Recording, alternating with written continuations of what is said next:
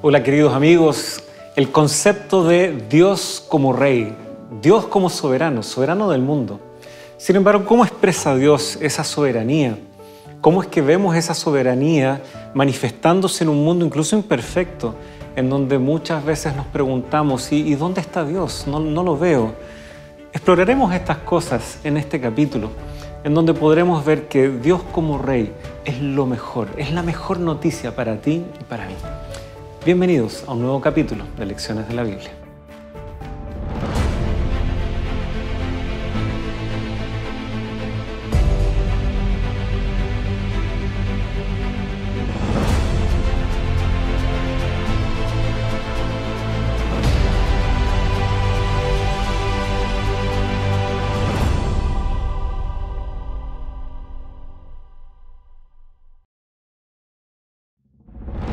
El Señor reina, se vistió de majestad. El Señor se vistió, se ciñó de fortaleza. Afirmó el mundo y no se moverá. Salmos, capítulo 93, versículo 1.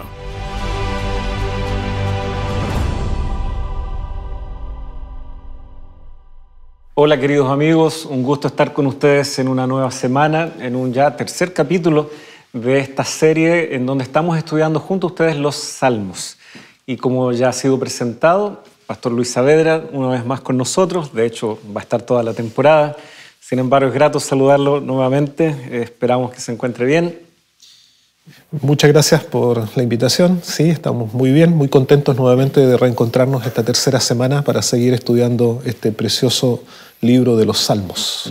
Bueno, ya hemos podido ver los Salmos como tal, la gran introducción tal vez a esta temporada. Luego, cómo nos ayudan en lo que fundamentalmente son oraciones cantadas.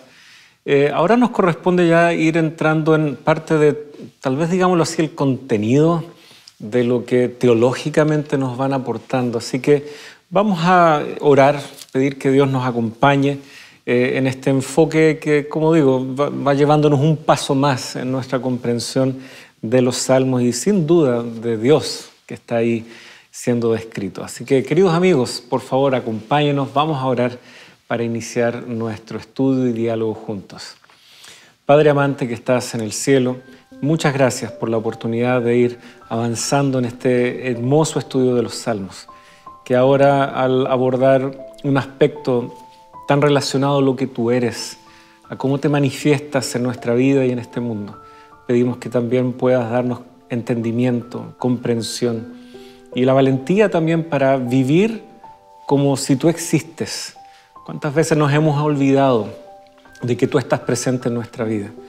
Ayúdanos a entender eso como una gran realidad en nuestra experiencia cotidiana. Lo pedimos y lo agradecemos desde ya. En el nombre de Jesús. Amén. Amén. Muy bien, tenemos este título muy sugerente, sin duda. El Señor reina. Está extraído textual de uno de los salmos, el Salmo 93, verso 1. El Señor reina, se vistió de majestad. El Señor se vistió, se ciñó de fortaleza. Afirmó el mundo y no se moverá. Ese es el texto que acompaña esta semana como texto para memorizar. Sin duda que fija algo que deja muy felices a algunos, pero también incómodos a otros. Dios reina, Él es el soberano. Amén, dice un cristiano, amén, dice alguien que ama y teme al Señor. No todos están tan cómodos, sin embargo, con esta noción. Querrían tal vez hacer las cosas a su manera. Tal vez es importante justamente cómo se nos presenta Dios en los Salmos, justamente.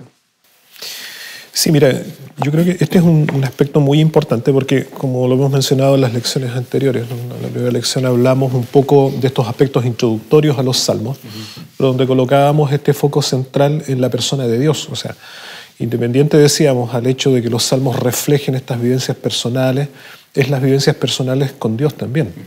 Y donde Dios es quien aparece, digamos, de manera gráfica, sobre relieve, en importancia en esta relación que el salmista tiene, porque es a Él a quien finalmente, como lo veíamos la semana anterior también, la oración se dirige o se guía.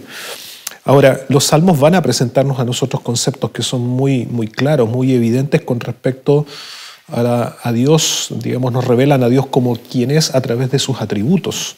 Vamos a encontrar aquí descripciones de estos atributos divinos que lo hacen ser, por lo tanto, soberano. Entonces es muy interesante ver que este concepto de rey va a estar muy ligado, muy presente dentro de los salmos en relación a la persona de Dios, donde incluso nosotros vemos alusiones como el rey, ¿no?, del rey del pueblo reconoce a Dios como el soberano sobre él. Es decir, Dios es rey de reyes. Hay un trono que está por sobre el trono del rey humano. Exactamente, por lo tanto se nos presenta esta imagen de Dios sobre todo, de un Dios que por lo tanto es soberano, de un Dios que es juez, de un Dios por lo tanto que tiene la autoridad, que tiene el dominio, pero un Dios que también no actúa obviamente por capricho, no es un Dios que es rey y soberano caprichosamente, sino que todas sus acciones, sus manifestaciones son evidentemente con propósitos claros. Y esos propósitos claros de su autoridad, de su dominio, en el contexto en el cual los salmos se encuentran, tienen que ver esencialmente con acciones salvíficas, es decir, con acciones redentoras, con acciones de liberación. Por lo tanto, nos presenta un Dios que tiene el gobierno sobre el universo, un Dios que tiene el gobierno sobre el mundo y un Dios que tiene el gobierno también sobre nuestras vidas. Pero aquí también hay otro elemento fundamental, y es que nosotros podemos contrastar, ¿no?, por una parte la fragilidad del reino humano y ver por lo tanto este mundo que está envuelto en el pecado y en las consecuencias propias del pecado, y vemos por lo tanto el reino humano, es decir, esta autoridad ejercida por el hombre injusta, a veces despiadada, sin un fundamento tan frágil, ¿no? Pero en contraste con el reino y el gobierno de Dios, que sí es permanente, que sí, digamos, es constante, que tiene un fundamento y que por lo tanto es inamovible frente a la realidad de lo que es este conflicto, de lo que es el pecado, de lo que es la maldad. Y por lo tanto este Dios que tiene este reino, un Dios que reina, que es soberano, es un Dios que actúa también con propósitos redentores. Ahora es interesante que para muchos ver el trono humano, el rey humano, como tú recién decías, los poderes terrenales que están tan corrompidos también, ver el mundo tal cual es. Alguien podría preguntarse, ¿dónde entonces está el reino de Dios? No lo veo. Y sin embargo, justamente los salmos nos han de abrir los ojos a estas cosas que a veces están ocurriendo tras bambalinas, en función a los límites de lo que logramos percibir. Hay dos ocasiones, por lo menos en los salmos, en donde se dice el necio exclama, no hay Dios. ¿Ya? Está en el Salmo 14, lo vemos nuevamente en el Salmo 53, dice el necio en su corazón, no hay Dios. No veo a Dios, no veo su gobierno, no veo ese orden, no veo nada que me muestre que hay algo superior. Sin embargo, los salmos muy atrevidamente dicen, esa es una necia forma de enfrentar la vida. Lo sabio es reconocer el gobierno de Dios. Y tenemos aquí por lo menos dos salmos, ¿no es cierto?, el 100, el 8, que reflexionan sobre nuestra realidad y la realidad trascendente de Dios. Y sin embargo, como ya veíamos en la primera lección, eso no quita que Dios esté también muy presente en medio de nosotros. Exacto. Son salmos que describen muy bien nuestra condición, pero al mismo tiempo Dios no toma esa condición humana como una barrera o como una excusa para no acercarse y extender ese reino hacia nosotros. Mira, justamente lo que tú estás presentando, el Salmo 8 describe muy bien eso, ¿no? Por ejemplo, en el verso 1 en adelante, dice lo siguiente. Dice, Jehová, Señor nuestro, cuán grande es tu nombre en toda la tierra. O sea, ya estamos hablando del concepto, ¿no?, de la totalidad, ¿no? Esta idea, esta expresión. O sea, la presencia de Dios lo llena todo. O sea, la presencia de Dios está en todo lugar, ¿no? Porque Dios es justamente soberano. Si bien, claro, los salmos describen y la Biblia describen el trono y el reino de Dios en los cielos, pero sin embargo su presencia se manifiesta en sus obras hechas en este mundo. Así que el salmista ya nos hace esta declaración, Jehová nuestro Dios, cuán grande es tu nombre en toda la tierra. Es decir, lo que tú planteabas, ¿dónde está Dios? ¿Dónde veo a Dios? Dice la gente. Bueno, las obras de Dios, la creación de Dios, el mundo, la vida, la existencia, es decir, la plenitud y la perfección de lo que nosotros vemos aún, obviamente, con los efectos propios que el pecado ha generado en esta humanidad y en este mundo, pero sin embargo la creación sigue siendo, la naturaleza, un medio, una testificación del poder y de la existencia y de la soberanía de Dios. De hecho, hay versos 3 y 4, pone esto muy patente. Cuando veo tus cielos, obra de tus dedos, la luna y las estrellas que tú has establecido, digo, ¿qué es el hombre? O sea, se nos invierte la cosa acá. Exacto. El sabio dice, ¿dónde está Dios? El necio dice eso. El sabio, sin embargo, dice, ¿qué es el hombre? Exacto. Frente a la grandeza de Dios. Exacto. Es una perspectiva muy singular, propia de los salmos. Claro, y es innegable estas relaciones con el Nuevo Testamento, ya que tu área más es el Nuevo Testamento. Sí. ¿no? De hecho, estoy pensando, pero no quiero irme para allá. Me imagino, ¿no? Pero se me viene a la mente, por ejemplo, lo que Pablo menciona en Romanos 1. Es decir, cuando habla justamente de la necedad del hombre, ¿no? En el hecho de ¿qué? De hacerse sabio en su propio entendimiento y negar la existencia de Dios o negar, ¿no es cierto?, la autoridad o el dominio de Dios. Que se ha hecho evidente en las cosas creadas, dice Pablo. Es tan evidente. Exacto. Entonces Pablo utiliza justamente, no sé si Pablo estuvo pensando en este salmo, ¿no? O en algún otro, pero sí, él tiene anclada su teología en muchos textos del Antiguo Testamento y los salmos son uno de los textos que él más cita. Isaías también, sobre todo cuando él está reflexionando en la persona de Jesucristo. Salmos y Isaías son sus textos favoritos en muchos casos. Y claro, te das cuenta de decir, beben de esta fuente donde justamente se manifiesta esto, es decir, se revela la grandeza de Dios y se ve, por lo tanto, la evidencia de la existencia de Dios y de su autoridad a través de la creación. Entonces, si hay un elemento importante que los salmos justamente nos van a reflejar o nos van a presentar a nosotros, es evidenciar esta soberanía de Dios. Es decir, Dios como el creador, Dios como el sustentador, Dios como el dueño, Dios como quien, por lo tanto, otorga la vida, Dios quien no solamente hace posible la existencia, sino también se relaciona con lo creado. Mira, otro salmo que también nos lleva a nosotros estos conceptos acerca de quién es Dios, el Salmo 19, que me imagino es un texto que en muchos momentos hemos memorizado, hemos citado, hemos repetido, ¿no? Y hemos también utilizado como un argumento bíblico para evidenciar o presentar la existencia de Dios y su soberanía. Cuando dice, los cielos cuentan la gloria de Dios y el firmamento anuncian la obra de sus manos. La declaración que hace, por lo tanto, David aquí en este Salmo 19, en el verso 1. Los cielos cuentan la gloria de Dios. El firmamento, ¿no?, anuncia la obra de tus manos. Es decir, cómo a través de lo creado nosotros podemos nuevamente ver reflejado el dominio de Dios, la autoridad de Dios, la soberanía de Dios. Y esto es muy importante, porque no debemos olvidar que aquí el salmista también escribe dentro de un contexto en particular, donde la naturaleza y los eventos naturales que ocurren dentro del ambiente, ¿no?, de este mundo, son atribuidos a fuerzas divinas, ¿no?, a potestades, ya sea, ¿no?, manifestaciones de los dioses a través de ella, o la naturaleza misma vista, ¿no?, como estos elementos divinos. Y entonces cuando el salmista coloca a Dios por sobre esto, ¿qué es lo que está diciendo en otras palabras? O sea, está quitando este mito, está derribando de alguna manera esta equívoca comprensión de que existen, por lo tanto, realidades a las cuales el hombre puede acudir, adorar, venerar o atribuir, ¿no?, este concepto de divinidad.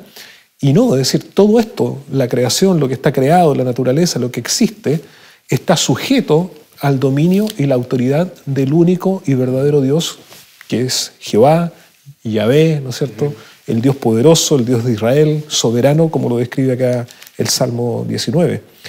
Y también se refleja otro elemento importante, y es el hecho de su eternidad. O sea, los salmos también describen este otro atributo que es propio de la naturaleza de Dios. Por ejemplo, aquí en el mismo Salmo 19, en el verso 4, dice, por toda la tierra salió tu voz, y hasta el extremo del mundo sus palabras. En ellos puso tabernáculo para el sol, ¿no? Y entonces aquí habla de, otra vez utilizamos estas figuras, ¿no?, el merismo, es decir, esta idea de los extremos, la totalidad. Y esto evidencia justamente el sentido de que Dios es eterno, es decir, Dios no tiene ni un principio ni un fin.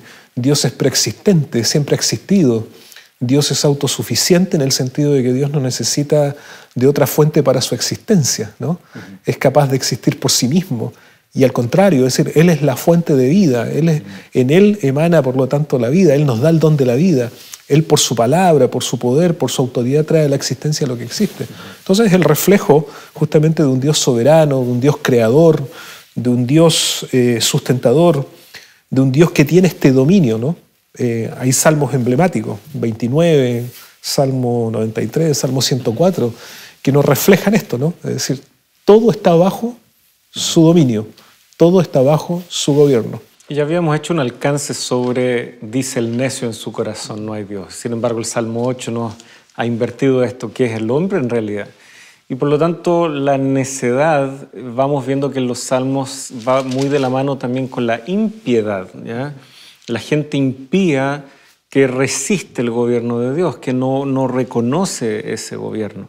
Y sin embargo, ya que estábamos aquí en el Salmo 19, notemos que relacionarnos con Dios, dice el verso 7, restaura el alma, esa ley que es perfecta, y el testimonio del Señor es seguro, que hace sabio al sencillo. Entonces, la necedad nos lleva a la impiedad, que a su vez nos lleva a rebelarnos contra el gobierno de Dios. Van juntas estas cosas. Y sin embargo, incluso el ser humano sencillo, modesto, humilde, es sabio y entra en la propia presencia del Dios del universo. Qué tremenda forma de ver nuestra propia vida frente a la misma pregunta, ¿qué es el hombre? Y sin embargo, Dios no tiene problema en investirnos de esa honra, aún en nuestra modestia y sencillez. Reconocerlo como rey, reconocer sus estatutos, reconocer cuáles son los criterios que Él ha fijado para este gobierno, nos van elevando por sobre un mundo, como tú reflexionabas al inicio, es malo, se ha pervertido y corrompido, vemos los poderes humanos prácticamente al servicio del mal o del engaño. Podría uno neciamente también preguntarse dónde está Dios, pero hasta el más sencillo puede hacerse sabio cuando se abre a las enseñanzas de los salmos. Exacto. Mira, cuando tú hablabas se me vino a la mente varios textos, ¿no? Y que se relacionan justamente con esto, es decir, ¿qué es lo que lleva al hombre a esa soberbia o a esa necedad? Y es esencialmente el orgullo, ¿no? Que se apodera del corazón humano y que nos hace creer o pensar que nosotros estamos en una condición igual o a veces hasta incluso sobre Dios, al punto de querer sacar a Dios de nuestras vidas, o como a través de la historia en ciertos momentos también el ser humano ha querido desconocer la existencia de Dios, ¿no? O poner fin a Dios, ¿no? Y decir, Dios no existe, Dios no es real, quítalo de tu mente. Pero sin embargo, la invitación de la Biblia es justamente una conducta distinta. Es decir, ese orgullo y esa soberbia que nos enajena, que nos aleja, que nos separa, que nos distancia de Dios, al contrario, en el corazón del verdadero Hijo de Dios se evidencia a través no de un orgullo, sino a través de esa humildad, de esa mansedumbre. Se me viene a la mente Mateo 11, cuando Jesucristo menciona allí, en el versículo 28 en adelante, donde nos invita a descansar, a encontrar el reposo en Él. Aprender de Él. Pero Él dice, aprendan de mí que soy manso y humilde de corazón, donde por lo tanto se evidencian estos dos atributos que son propios del carácter de Cristo y que tienen que ser un reflejo en nuestro carácter también, que para muchos pueden ser interpretados como debilidades del carácter, la mansedumbre, ¿no? Como una cuestión más propia de animales domesticados, ¿no? Pero que en realidad son esa suavidad y esa tranquilidad y esa confianza de saber esperar. ¿Y esperar en qué? ¿O en quién? Y esencialmente justamente en esto, esperar en un Dios soberano, en un Dios que reina, en un Dios que es justo, en un Dios que no está lejano, sino que está cercano y atento también a las necesidades y a las realidades de esta humanidad. Porque finalmente su dominio, Él lo evidencia, es decir, todo esto está bajo su control. Él es el creador, Él es el sustentador. Nada escapa a su conocimiento. Y por lo tanto nosotros podemos en esa humildad acercarnos a Él y en esa mansedumbre confiar justamente en Él, en sus promesas, en su palabra. Y eso es lo que finalmente sus obras nos revelan. O sea, la creación que nos revela. No, y son sus obras y también su ejemplo, porque estamos hablando de mansedumbre. Y al mismo tiempo estamos uniendo este concepto con el de Dios y Rey, ¿no? Soberano. ¿Cómo estas dos cosas van juntas? Imposible no hacer la conexión. Apocalipsis 5. Aquí tenemos la entronización de Jesucristo, se sienta junto al Padre. Y la descripción que se le da a Juan, el león de la tribu de Judá, gran símbolo en el Antiguo Testamento para la realeza justamente del Mesías. Pero ¿cómo es que conquista este león de la tribu de Judá? La respuesta viene en este cordero como inmolado. El poder de Dios es muy real, su reino es muy real, pero ¿cómo es que lo sostiene? ¿Cómo es que conquista? Con la mansedumbre de un cordero como inmolado.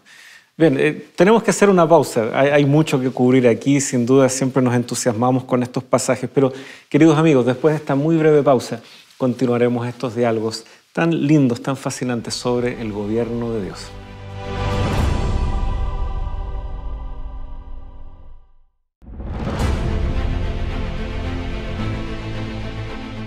Queridos amigos, gracias por permanecer en nuestra sintonía y también extenderles desde aquí los estudios de Nuevo Tiempo. Algunos saludos a nuestros amigos que han dejado también su cariño, sus palabras de aliento y también, ¿por qué no?, algún motivo especial de oración.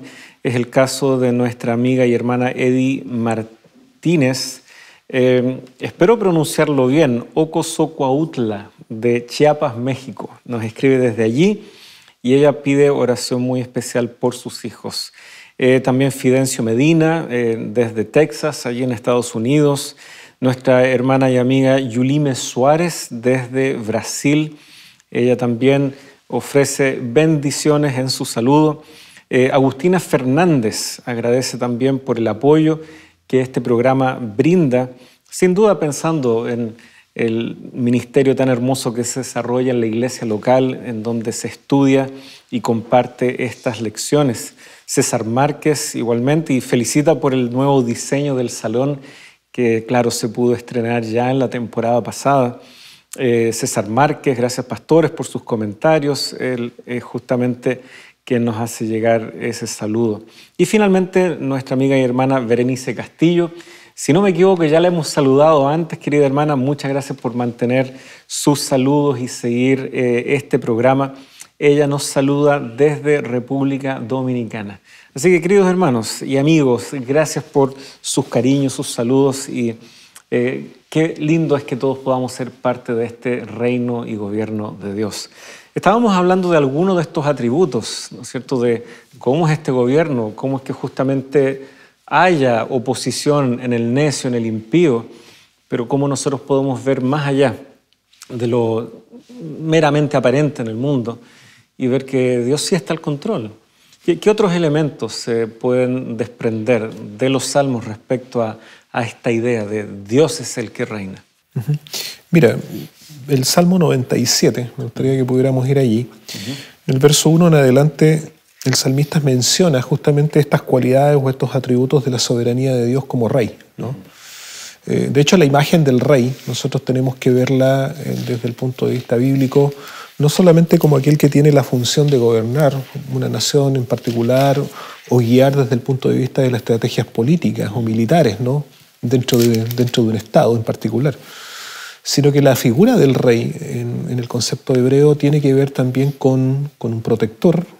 Es visto el rey como un padre, pero es visto también el rey como un juez. Por ejemplo, se me viene a la mente este momento en la historia de Salomón, cuando uno de los primeros incidentes que el libro de Reyes nos presenta a nosotros es cuando aparecen estas dos mujeres delante de Salomón reclamando, ¿no es cierto?, el derecho sobre el hijo, y finalmente se evidencia esta sabiduría divina en Salomón al utilizar una estrategia para descubrir quién era la verdadera madre. Es decir, ahí Salomón estaba actuando en el rol de un juez, digamos, frente a una demanda en particular. Entonces esta figura del rey no es solamente de quien se sienta en un trono con un cetro y que tiene el gobierno y el dominio político, por decirlo así. Y que actúa caprichosamente, ¿no? No, sino que muy bien, es decir, toda su acción, toda su función se relaciona con el bienestar de, entre comillas, los que son sus súbditos, los que son su pueblo.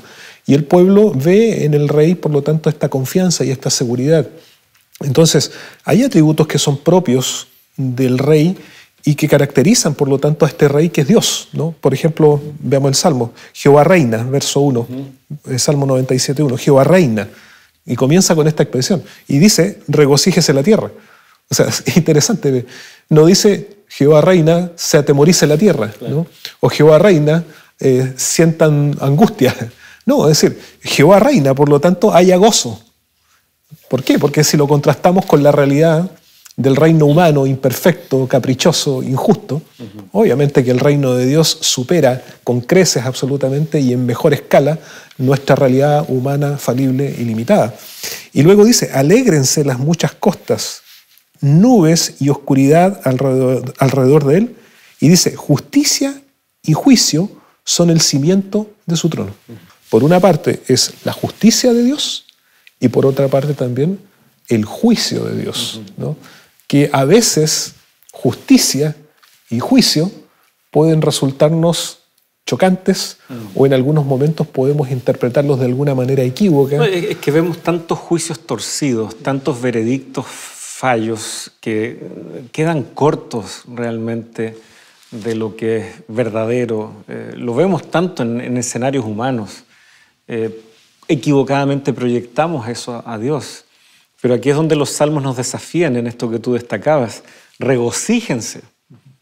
O sea, otro tipo de juicio es, otro tipo de fundamento tiene el gobierno de Dios que se nos invita a que podemos legítimamente alegrarnos. Ya que tú lo mencionabas, me voy a tomar de eso, me voy a ir al Nuevo Testamento, cortito, ¿ya? Apocalipsis 19, cuando tenemos aquí el anuncio de las bodas del Cordero, cuando ya las realidades propias de esta tierra ya están siendo destruidas, cuando se nos va presentando a Jesucristo que irrumpe, ¿no es cierto?, con poder, juzgando a esta gran ramera, vengando la sangre de sus siervos. Todo, con eso comienza el capítulo 19. Luego entrará en más detalles, ¿no es cierto?, hacia el final del capítulo. Pero justamente ahí, versos 6 en adelante, Apocalipsis 19, 6, oí como la voz de una gran multitud, como el estruendo de muchas aguas y como el sonido de fuertes truenos, que decía, aleluya, porque el Señor nuestro Dios Todopoderoso reina. Regocijémonos y alegrémonos y démosle a Él la gloria, porque las bodas del Cordero han llegado y su esposa se ha preparado. Así que veamos cómo los salmos siguen asomándose aquí, en el último libro de la Biblia. Este criterio, Dios está al control, Él reina y por lo tanto hay gozo, eso será finalmente cumplido con creces. El Señor reina, regocíjese la tierra y que lo conecte también con sus juicios sobre el mal. Y mira, este concepto de la justicia de Dios, como tú bien lo mencionabas ahí, ligado obviamente con Apocalipsis, tiene que ver con acciones salvíficas. Es decir, dentro del contexto en el cual nos encontramos, de esta humanidad, ¿no es cierto?, dañada por el pecado, donde no hay justo sobre la tierra ni aun uno, es decir, no hay quien actúe rectamente, donde el corazón humano está inclinado hacia el mal, donde no vemos, por lo tanto, en la vida del hombre el reflejo de esa justicia, ni menos también a través de las acciones propias que el hombre realiza. Sin embargo, estas acciones justas de Dios, estas intervenciones de Dios, esta justicia de Dios que se manifiesta, tiene como propósito u objeto central justamente el sentido de liberación, tiene un sentido de redención. Es decir, los propósitos de Dios al manifestar su justicia no son una cuestión caprichosa, no es una cuestión netamente, únicamente desde un punto de vista punitivo, no es una justicia únicamente desde el concepto humano de dar a cada uno lo que merece, sino que lo que se evidencia es justamente esta acción suprema de intervención divina en favor de sus hijos, en favor de los que con humildad y mansedumbre le buscan, en favor de aquellos que esperan en Jehová, que confían en sus promesas y que por lo tanto entienden que Él verdaderamente juzga y ha de juzgar rectamente, no conforme al concepto humano, sino conforme a la naturaleza de su carácter, ¿no? Qué terrible sería que Dios juzgara solo en base a lo que merecemos. La verdad es que todos quedaríamos cortos. Como tú aludías, ¿no?, a este texto ahí de Romanos 3, justamente Pablo está reflexionando en los Salmos cuando él elabora todo este pensamiento. Dios no puede sencillamente ser algo que proyectemos desde nuestra realidad humana. la mejor persona que conozco. Ya, Dios es como eso. No, es tanto más. Él puede ir más allá que la simple justicia media retributiva que nosotros manejamos como seres humanos. Finalmente, en lo que todavía se extiende en esta temporada, vamos a ver cómo la justicia de Dios va más allá. Corre una segunda, tercera, cuarta milla con su pueblo, porque no es el único criterio nuestros méritos. No puede serlo. Dios en su grandeza siempre podría hallar una excusa para que finalmente todos seamos considerados como impíos delante de Él. Pero Él tiene un pacto, Él tiene, ¿no es cierto?, un anhelo, un sueño con la humanidad, y Él sabrá justamente actuar e intervenir en el momento oportuno.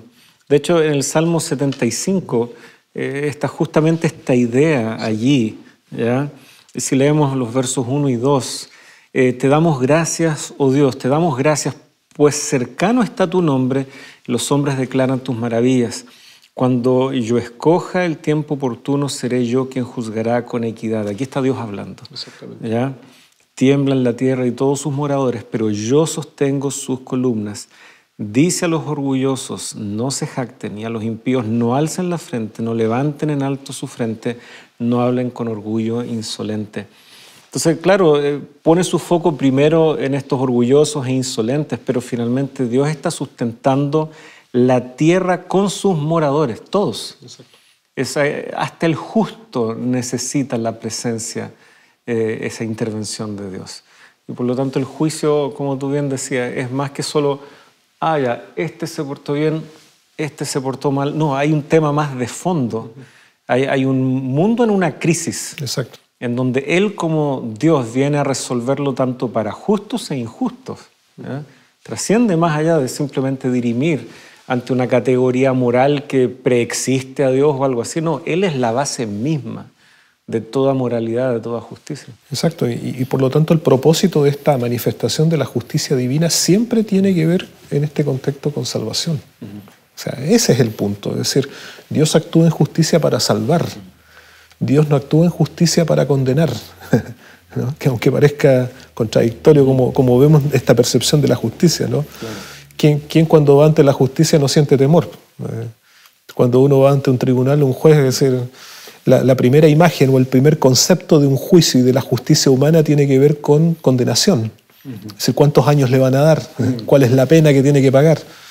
Pero en este contexto inicialmente, claro, hay una relación directa de la justicia con redención, con salvación de su pueblo, con la liberación justamente de este contexto de maldad. En otras palabras, Dios como juez justo tiene la autoridad para poner fin a la historia de dolor, de sufrimiento y de maldad que el pecado ha generado. Entonces hay un telón de fondo detrás aquí, digamos, claramente evidenciado en los Salmos, que tiene que ver con este conflicto de adoración que nace en el cielo y que se ve a través de la Biblia en este escenario que es la tierra, evidenciado perfectamente en la vida del ser humano y en nuestra historia. Entonces, mira, por ejemplo, leyendo texto un poquito más adelante, en el mismo Salmo 75, en el verso 8, donde se manifiesta esta acción de Dios, o el 7, dice, pues Dios es el juez, a este humilla y a aquel enaltece, es decir, la autoridad está en sus manos.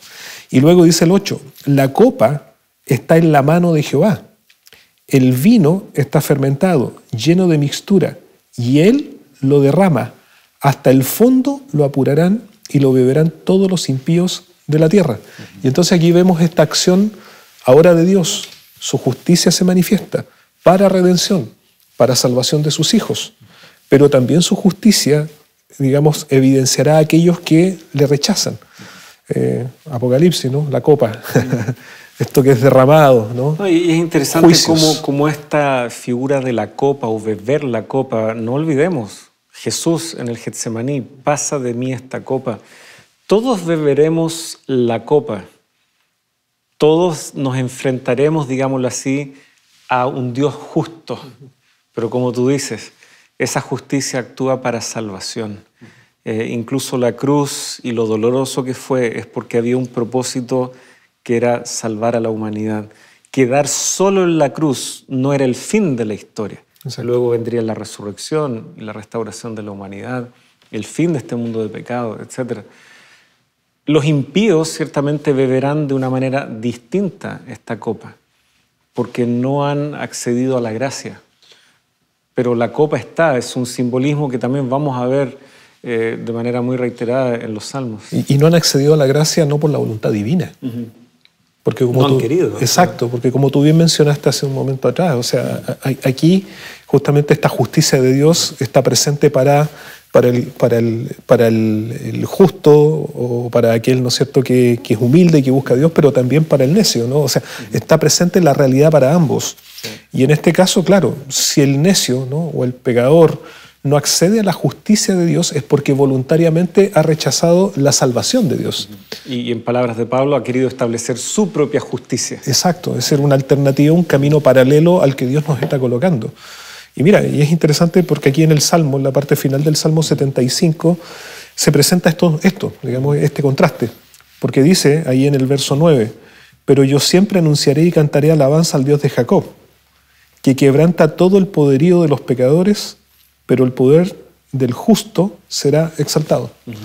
Entonces, ahora, este quebrantamiento del pecador, es decir, no es en el hecho de que Dios airadamente actúa contra el pecador. O sea, Dios sí erradicará el pecado, obviamente. Pero este quebrantamiento del pecador es la consecuencia o es el resultado de haber rechazado la salvación que Dios ofrece y que por lo tanto en su justicia opera en favor de redimir, ¿no? Es decir, en otras palabras podríamos decir que el castigo final del pecador es el resultado de su decisión del rechazo a la acción justa redentora de Dios para rescatarlo de esta condición de pecado. Y lo interesante es que toda esa dinámica se presenta como juicio en la Escritura. Entonces es un concepto tan distinto como normalmente lo consideramos nosotros. Así que bueno, hay mucho todavía que cubrir, sin duda. Pero vamos a hacer una pequeña pausa, queridos amigos. Así que en breve continuamos junto a ustedes.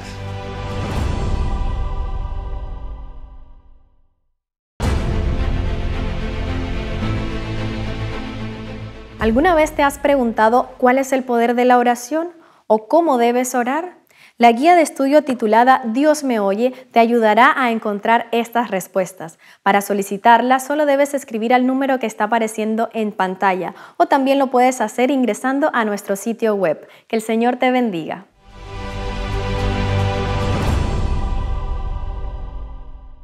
Ya continuamos junto a ustedes aquí en Nuevo Tiempo y en su programa Lecciones de la Biblia.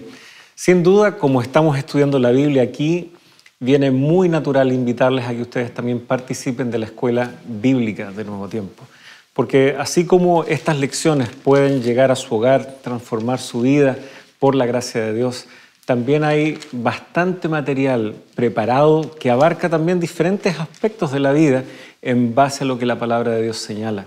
Desde la economía familiar, a la crianza de los hijos, a cómo tal vez abordar la incertidumbre que nos provoca ver un mundo envuelto en caos y miseria. Por favor, llame, póngase en contacto. Se ha dispuesto diferentes canales para que usted pueda entrar en contacto con Nuevo Tiempo y recibir en su hogar, sin costo alguno para usted, estos materiales. Así que por favor, llame, póngase en contacto. El equipo aquí está expectante. Estamos hablando acerca del gobierno de Dios.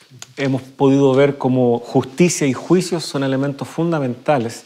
Alguien podría preguntarse, ¿será que hay algo que motiva a Dios? ¿Será que hay algún tipo de elemento que justifique, valga nuestro juego de palabras aquí, el juicio o la justicia de Dios? Ciertamente es su carácter, pero ¿cómo ha buscado Dios expresar eso? ¿Qué elementos hacen posible que el ser humano no se desprenda de este anhelo de confiar en la justicia de Dios? Bueno, por una parte, creo que es muy importante lo que mencionábamos en el bloque anterior, y es el hecho de que siempre el propósito de Dios en su acción para con el hombre tiene que ver con un sentido de redención, con un sentido de salvación. Y eso bíblicamente se manifiesta a través de lo que nosotros conocemos como un concepto, que es el pacto. O sea, y el pacto, que es, en otras palabras, el pacto no es más que un compromiso, primero, que nace desde una iniciativa salvífica de Dios para con su pueblo y para con el hombre, para con esta humanidad, llamémoslo así. sea, el pacto no tenemos que verlo desde la perspectiva solamente de un convenio, un contrato entre dos partes que podríamos definir como iguales y en donde cada uno aporta y finalmente tiene privilegios y también tiene responsabilidades. En el concepto bíblico del pacto nosotros vemos que siempre Dios está por sobre el hombre, pero es la iniciativa divina de la salvación la que se manifiesta a través de este compromiso, frente a lo cual finalmente el hombre que es beneficiado, digamos, por esta obra redentora de Dios, responde, ¿no? Responde. Pero ahí surge este concepto importante que es el hecho de la fidelidad de Dios. O sea, ¿por qué nosotros podemos mantener tranquilidad, confianza, seguridad frente al juicio de Dios y a la acción de Dios? Bueno, porque Dios cumple sus promesas y porque Dios es fiel frente a eso, en el sentido de que Dios no olvida los propósitos finalmente que Él busca a través de esta acción de juicio o siendo un juez, ¿no es cierto?, justo. Por ejemplo, nosotros podemos ver aquí en el Salmo 94, específicamente algunos textos, por ejemplo, en el verso 14, aquí hay una declaración muy, muy interesante, dice así: no abandonará Jehová a su pueblo, ni desamparará su heredad, sino que el juicio será vuelto a la justicia y en pos de ella irán todos los rectos de corazón. Entonces, mira, ¿por qué nosotros podemos estar tranquilos, confiados, seguros frente a este contexto de juicio? Porque claramente dice aquí el texto que Jehová no abandona a su pueblo. O sea, Dios se relaciona en un concepto de salvación con su pueblo. Es decir, el propósito de Dios a través de esta acción de pacto es justamente morar con su pueblo, habitar con su pueblo, volver a su pueblo hacia la justicia, traer a su pueblo de regreso hacia Él, porque el único propósito de Dios, ¿cuál es? Es no estar separado de su pueblo, sino que es justamente tener esta oportunidad de reencuentro, de restauración, de restablecimiento de esta relación. Mira, se me viene a la mente otra imagen, Daniel capítulo 7, versículo 22. Un texto también que está dentro del contexto del juicio de Dios. Y Daniel 7:22 dice que este juicio es un juicio, se da el juicio a los santos del Altísimo, dice, y llega el tiempo y los santos reciben el reino. Y el concepto de lo que Daniel quiere transmitir allí en esta visión profética es que es un juicio que no es contrario al pueblo de Dios. Tiene el objetivo de que ellos hereden el reino. Exacto, es decir, es un juicio, es una acción de Dios en favor de su pueblo y que traerá como consecuencia que sus hijos hereden este reino. Entonces aquí vemos nosotros a través de este concepto de pacto, en esta acción del juicio, a un Dios por lo tanto que es fiel, a un Dios que no olvida a su pueblo, a un Dios que está presente, a un Dios que mora, ¿no?, que está allí con sus hijos, a un Dios por lo tanto que actúa con un sentido o un propósito de rescatar, de hacer volver, de traer a su pueblo de regreso si es necesario, pero también manifestando su tierna protección y cuidado, ¿no?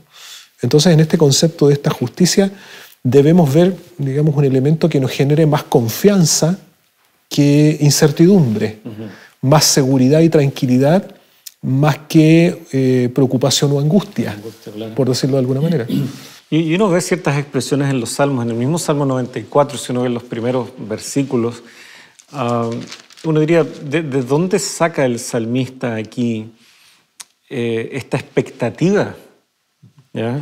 Oh Señor, Dios de las venganzas, oh Dios de las venganzas, resplandece, levántate, juez de la tierra, da su merecido a los soberbios. ¿Hasta cuándo los impíos, Señor, hasta cuándo los impíos se regocijarán? ¿Por qué este salmista no ha aceptado y no ha dicho, bueno, el mundo es así? Pareciera que para vivir y prosperar en el mundo hay que seguir un camino de violencia, de pisotear a los demás. No, él no renuncia al hecho de que hay una impiedad que no puede ser, no debiera ser. Y está justamente enraizado en su concepto de Dios. Exacto. Él es el juez de la tierra. Exacto. Entonces, no es solamente un pedido caprichoso, es que no me gusta cómo me están tratando o no me gusta tal escenario específico o puntual. No, el criterio es más alto. Tiene que ver con cómo Dios ha determinado las cosas, cómo deben ser conforme al propósito y gobierno divino. Entonces, no es un ser humano aquí caprichosamente alegando porque, como recién decíamos, no me gusta algo, no. el justo y el temeroso pone su mirada en el ideal de Dios. Exacto. Y en base a eso plantea este clamor. Me parece tremendo porque a veces uno puede tornarse un tanto quisquilloso, caprichoso, pidiendo que Dios conteste cada cosa que le pedimos. Pero en realidad este es un clamor que se ampara en cómo es Dios, no en el capricho puntual que yo pueda estar viviendo. Exacto. Y eso que tú mencionas creo que es muy relevante. ¿Por qué? Porque finalmente entonces aquí lo que se cumplen son los propósitos de Dios y no los propósitos humanos. Así es. Y hay una gran diferencia, ¿no? O sea, recordemos que aquí estamos hablando de dos conceptos importantes. Por una parte, la soberanía, la justicia de Dios, pero que se manifiesta, por otro lado, en el contexto de un conflicto. Es decir, aquí, y aquí creo que es importante tomar ese punto. Es decir, aquí estamos entre lo que significa un conflicto de adoración entre el bien y el mal, donde finalmente lo que está siendo puesto en tela de juicio no somos nosotros, sino que es el carácter divino. Ese es el ataque del enemigo. Justo. Exacto, es decir, el foco está puesto allí. Yo digo, siempre a veces nosotros tenemos como esta mirada tan antropocéntrica del juicio, ¿no? Y pensamos que nosotros somos el centro de toda atención en esto, ¿no? No, es decir, el concepto del juicio de Dios y de la acción del juicio de Dios, en primer lugar, tiene que ver con una vindicación de su carácter. Porque a Él ha sido atacado, Él ha sido juzgado injustamente, y por lo tanto el juicio lo que busca es, a través de sus obras y sus acciones, evidenciar este carácter de Dios misericordioso, que favorece por lo tanto a su pueblo, que está inmerso dentro de este mundo de pecado. Entonces, los propósitos de Dios trascienden a nuestras necesidades, digámoslo así, personales o individuales, sino que el propósito mayor tiene que ver justamente con la vindicación de su carácter y el establecimiento de su reino eterno, que tiene fundamentos y principios mucho más sólidos que lo que Satanás y el mundo nos ofrecen. No, y justamente la vindicación de su carácter tendrá que ver con cómo Él llevó adelante este juicio. Ahí es donde se verá que su carácter es justo, que es misericordioso, etc. No tiene tanto que ver con si nuestra conducta fue esta o esta otra, o si logramos cierta norma, etc. No, cómo Dios va a administrar el hecho de que hubo gente que se rebeló, cómo Dios administró el hecho de que incluso gente que la Biblia llama justos y que aún así necesitan corrección, necesitan clamar a Dios, necesitan aferrarse a su justicia. Es una definición de justo que también rompe los cánones que a veces tenemos de una persona intachable que no se equivoca en nada. No, el justo aún así debe perseverar. Justamente tú habías leído ahí en el Salmo 94, el verso 14. Me gustaría tal vez volver a ese pasaje, pero retomando desde el verso 12. Ya dice, bienaventurado el hombre a quien reprendes. Exacto. Aquí está el justo. Exacto. El que acepta la reprensión de Dios, el que acepta la corrección de Dios. ¿Ya? Bienaventurado el hombre a quien reprendes, Señor, y lo instruye tu ley para darle descanso en los días de aflicción hasta que se cabe una fosa para el impío. O sea, aquí están los dos grandes destinos que están finalmente en las manos de Dios y que Dios no desea. ¿Cuántos profetas han meditado en esta idea que Dios no desea la muerte del impío? Pero ciertamente el juicio de Dios no puede obviar la realidad de que ese será el desenlace para quienes porfíen en ese camino, porque el Señor no abandonará a su pueblo ni desamparará a su heredad. O sea, Dios es fiel y en esa fidelidad nos corrige, nos instruye conforme a su ley. Somos justos porque buscamos esa corrección y somos ejercitados constantemente en esa corrección, no porque hayamos alcanzado algún tipo de norma elevada en donde diga, ya, lo logré, estoy al otro lado. No, esta es una constante hasta que el juicio de Dios finalmente se manifieste plenamente y el mundo tal como lo conocemos quede atrás y se introduzca para nosotros la eternidad, ¿no es cierto? Mientras eso no ocurra, estaremos siempre siendo instruidos, corregidos por Dios. Ahí está nuestro lugar frente al juez del mundo, frente al juez de todos. Y mira, y en ese punto, claro, si uno hace la diferencia finalmente entre aquel que es justo de aquel que no lo es, ¿cuál es el elemento final, digamos, que marca esa diferencia? Es la aceptación finalmente de esta soberanía de Dios en mi vida, pero también el sometimiento que nosotros tenemos delante de Dios a actuar de manera, digamos, consecuente con su voluntad. Y es ahí donde se expresa, por lo tanto, esa consecuencia en base a lo que es la obediencia a elementos tan fundamentales como es la ley de Dios, ¿no? Que son el reflejo de su carácter, que son la base de su justicia y de su reino, y como lo mencionan los salmistas, ¿no? Es decir, son su ley, sus testimonios, son sus ordenanzas, sus preceptos, los que finalmente dan esta estabilidad y lo que hacen esta distinción, porque el pecador, ¿qué hace? En otras palabras, rechaza esa justicia divina, rechaza el carácter de Dios, rechaza el someterse a la voluntad de Dios, decide no vivir conforme a los principios de Dios, conforme a la ley de Dios, conforme, ¿no es cierto?, a lo que Él expresa en su palabra, y entonces en esa rebelión actúa, digamos, de una conducta que es totalmente contraria a la voluntad divina. Así es. Nos quedan 2 minutos para cerrar. Se nos ha hecho escaso el tiempo, debemos reconocer en este capítulo, pero algunas últimas ideas, pastora, a nuestros amigos. Bueno, frente a lo que nos presenta, ¿no? Nos presentaba este tema que hemos estado desarrollando acerca del Señor como Rey, ¿no? El Señor reina, este juez justo. Tal vez la invitación es que cada uno de nosotros podamos acudir a Dios en confianza y en seguridad. Recordemos que Dios tiene el dominio y la soberanía sobre este mundo. El salmista así lo dice: de Jehová es la tierra y su plenitud. Pero también dice ahí en el Salmo 24, el mundo y los que en él habitan. Es decir, nuestra vida también está en las manos de Dios, le pertenecemos al Señor. Y por lo tanto Dios como Rey justo, como un Dios, ¿no es cierto?, que reina, que gobierna en el universo, el anhelo y el deseo de Dios es también ser nuestro Rey y gobernar en nuestra vida. Pero recordemos, no por capricho, no porque sea injusto, sino porque al contrario, lo que Dios busca es justamente otorgarnos la gran bendición de la salvación y la vida eterna con Él. Y yo quisiera solamente leer un texto que está aquí en el Salmo 95, porque frente a la magnificencia y al poder, a la soberanía, a la justicia de Dios, qué mejor, como dice el salmista acá en el verso 6, venid, adoremos y postrémonos, arrodillémonos delante de Jehová nuestro Hacedor, porque Él es nuestro Dios, nosotros el pueblo de su prado y ovejas de su mano. La invitación es: acércate a Dios y búscalo y recíbelo como tu buen pastor, como ese juez justo, alábalo y hónralo a través de una vida entregada en sus manos conforme a su voluntad. Vamos a orar para terminar. Nuestro Dios, muchas gracias también porque hemos explorado a través de los salmos acerca de tu carácter, hemos conocido un poco más acerca de tu justicia, pero esa justicia que se manifiesta con un propósito de salvación. Gracias, Señor, porque tú nos otorgas este privilegio y esta oportunidad de poder acercarnos en confianza a tu trono de gracia. Y porque, Señor, tú nos haces parte de tu pueblo y nos invitas a ser esas ovejas de tu prado. Que cada uno de nuestros amigos pueda ver en ti, Señor, ese amor, esa misericordia, y puedan ver, Señor, en ti la tranquilidad y la seguridad de que tú has de actuar prontamente para rescatarnos de la aflicción de este mundo y llevarnos a vivir contigo por la eternidad. Que esa esperanza esté presente en el corazón no solo nuestro, sino de aquellos que también a través de las pantallas pueden participar con nosotros de este programa, de esta reflexión. Lo pedimos en el nombre de Jesús. Amén. Amén.